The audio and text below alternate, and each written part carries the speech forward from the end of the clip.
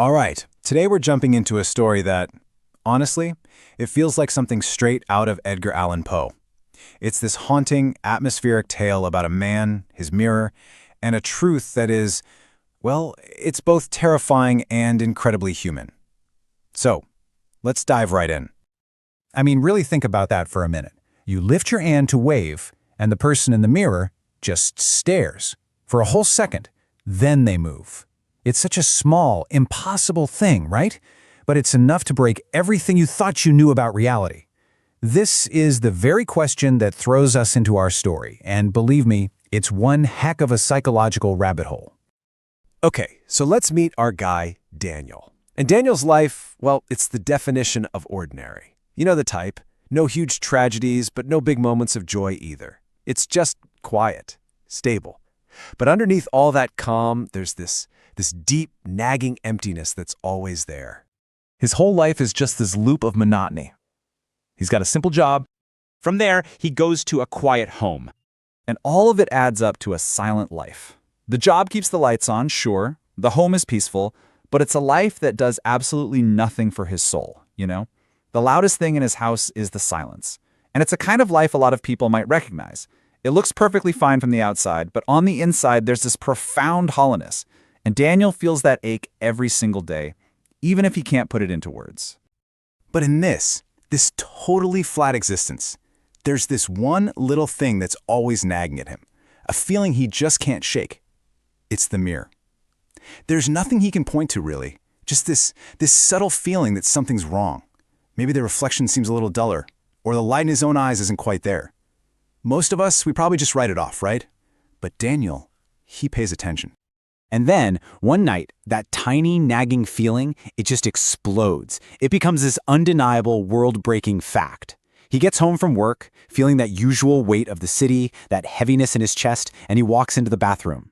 And that's when he finally sees it. Clearly. It's just 1 second. That's it. 1 second. But in the world of physics, that's an eternity, right? He moves, and for one whole second, the man in the mirror is just perfectly, terrifyingly still. And then he copies the movement. Can you imagine? Daniel's heart is just pounding. The entire universe is unraveling in his bathroom mirror. And what's so creepy about this is how deliberate it feels. It's not just a glitch. Daniel lifts his hand, and the reflection, it waits. It feels like it's watching him. And only then, a second later, does it raise its hand. That perfect instantaneous copycat move we've all known our entire lives is just gone. And in its place is this chilling, seemingly intentional pause. Okay, so what would you do?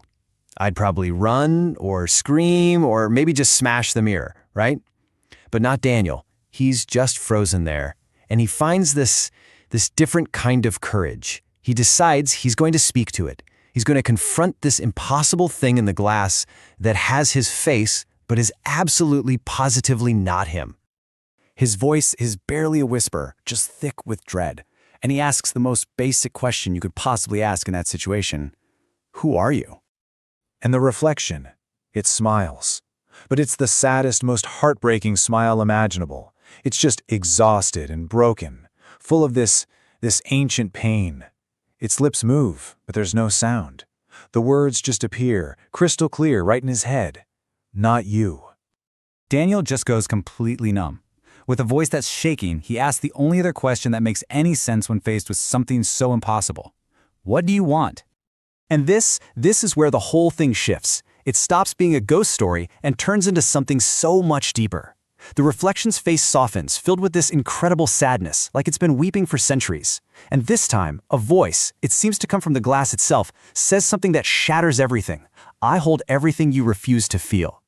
So, wow. The man in the mirror, he isn't a demon. He isn't a ghost. He's a metaphor. He's literally the physical form of every single emotion Daniel has ever pushed down. And this is where the story really opens up and tells us something huge about ourselves. So let's unpack that. You know, there's this idea in psychology called the shadow self, and it's basically the part of us where we cram everything we don't want to look at.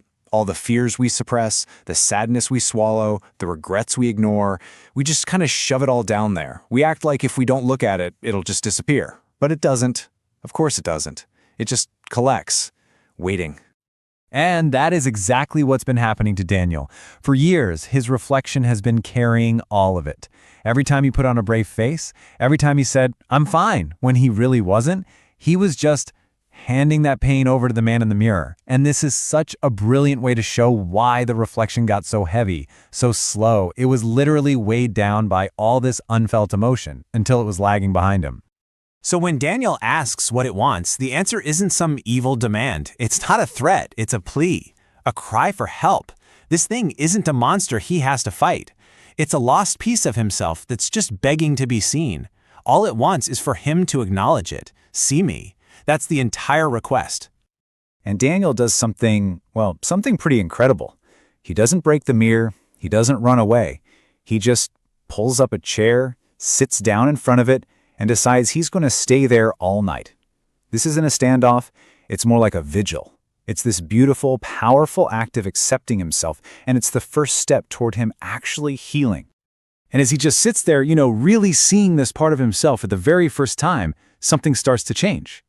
Little by little, that 1 second delay, it gets smaller.